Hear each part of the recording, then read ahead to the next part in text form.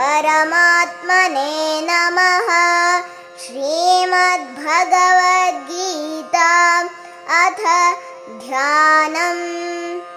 ॐ पार्थाय प्रतिबोधितां भगवता नारायणेन स्वयं व्यासेन ग्रथितां पुराणमुनिना मध्ये महाभारतम् अद्वैतामृतवर्षिणीं भगवतीम् अष्टादशाध्यायिनीम् अम्ब त्वामनुसन्दधामि भगवद्गीते भवद्वेषिणीम्।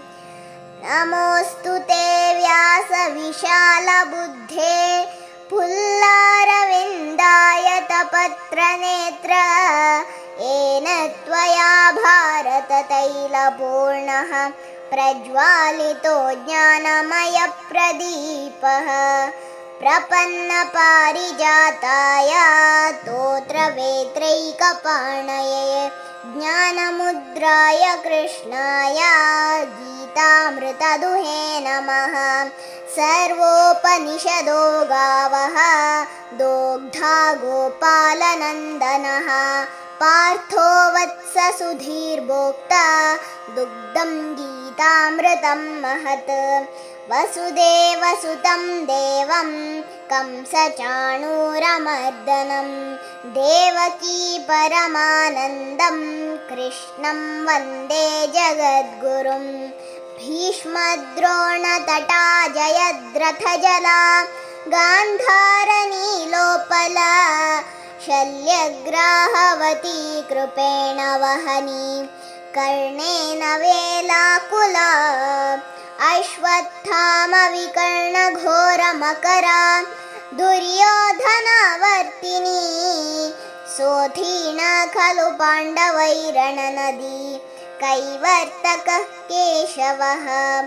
पाराशर्यवचः सरोजममलं गीतार्थगन्धोत्कटं नानाख्यानककेसरं हरिकथा सम्बोधनाबोधितं। लोके सर्जन षड्पदैरहरः पेपीयमानं मुदा भूयाद्भारतपङ्कजं कलिमला प्रध्वंसिनः श्रेयसे।